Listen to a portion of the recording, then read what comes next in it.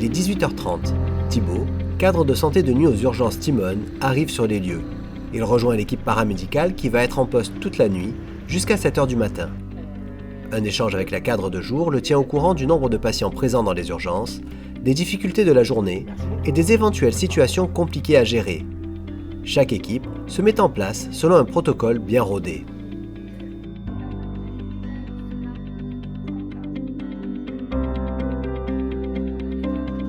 On a la même organisation, c'est-à-dire le même circuit patient, la même façon de procéder. Le jour, quand ils vont commencer, il n'y aura pas grand monde dans les urgences. Et donc du coup, l'activité va monter, elle, crescendo jusqu'à 19h. Généralement, c'est le pic de fréquentation de la patientèle. Et donc nous, la différence, c'est qu'on arrive au moment de ce pic. Et au contraire, c'est une courbe inverse où on va terminer la nuit plutôt tranquillement. Les équipes paramédicales de nuit travaillent en 12 heures, sur la base de 2 jours travaillés pour 3 jours de repos, en alternance.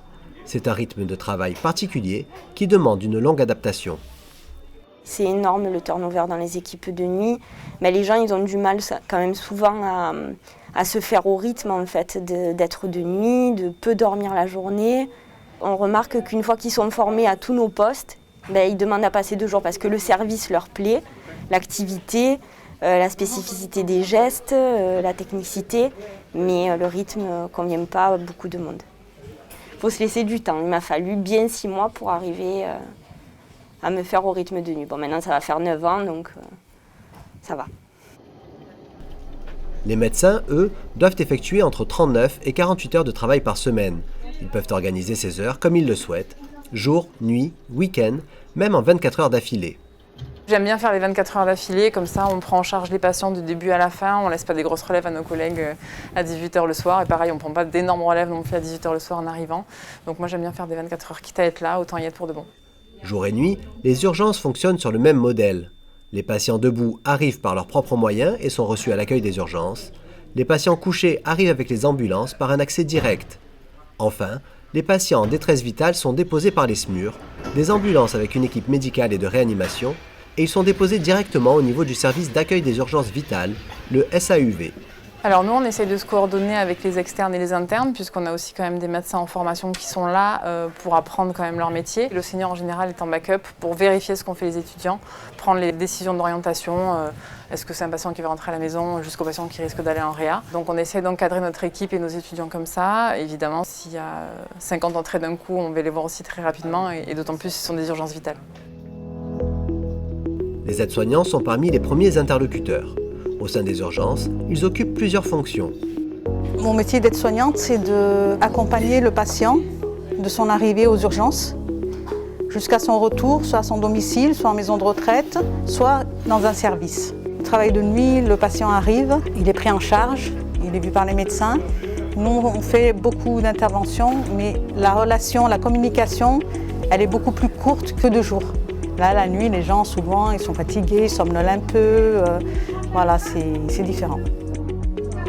Comme les aides-soignants, les infirmiers occupent plusieurs fonctions la nuit, comme le jour. En soins dans les modules auprès des patients ou à l'unité d'hospitalisation de courte durée, dans le service de déchocage au SAUV ou à l'accueil des patients, debout ou couchés. Je suis sur le poste d'accueil, le DIAO, infirmier organisateur de l'accueil, qui consiste à accueillir les patients, que ce soit aussi bien des pompiers qui arrivent par le SAS ou alors de la salle d'accueil des gens qui viennent de leurs propres moyens. Et après, c'est à nous de les répartir dans les 5 différents secteurs et 6 avec l'ambulatoire pour savoir s'ils sont plus ou moins graves, ce qu'ils vont nécessiter comme soins, et après pour les répartir, pour limiter la charge de travail et répartir la charge de travail dans les secteurs. Au sein des urgences, chaque poste a son importance. Les ASHQ, agents des services hospitaliers qualifiés, ont pour mission de désinfecter les locaux après le passage des patients. On m'appelle quand le patient est parti et ensuite je fais la décontamination du box quand c'est un Covid ou si c'est un infecté. Les urgences sont traitées par ordre de gravité. L'attente peut donc être parfois longue et l'ordre de passage perturbé par des arrivées d'urgence vitales. Vers minuit et demi, un SMUR entre dans le SAS et se dirige vers le SAUV. Une personne âgée est en détresse vitale et nécessite une prise en charge immédiate. Une suspicion de rupture de l'aorte est avancée et des examens complémentaires vont être réalisés très rapidement.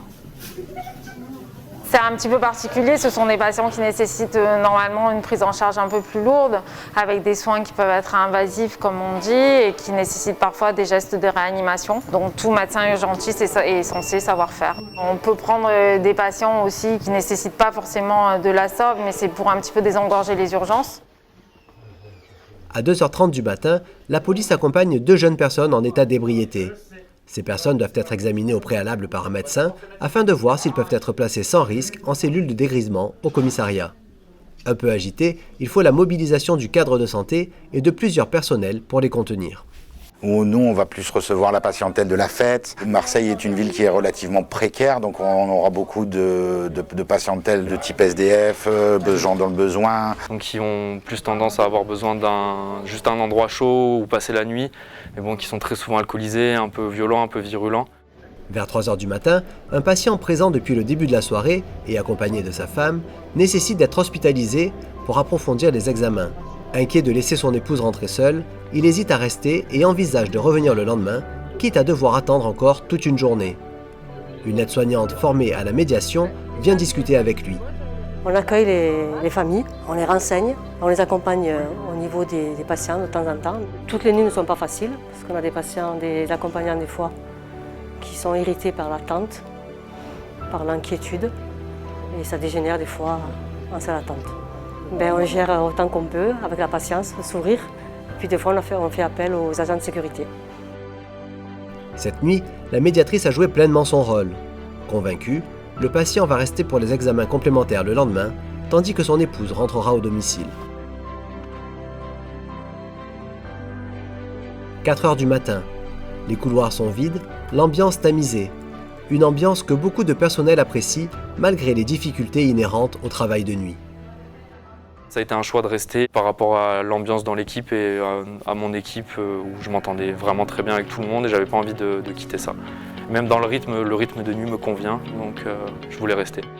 C'est vrai que la nuit, on se retrouve en comité un peu plus restreint, donc c'est vrai qu'il y a, on va dire, une ambiance un peu plus familiale entre nous en tout cas. Donc c'est vrai que ça amène à avoir des rapports différents entre nous et même avec les patients. Je pense qu'il y a beaucoup le fait de la solidarité. Alors ça existe énormément dans toutes les équipes à l'hôpital, mais la nuit, il y a quand même un lien qui est très particulier. Et je pense que les gens qui restent, vu que le travail est le même de jour et de nuit, c'est vraiment pour ça. Ça me paraît plus familial.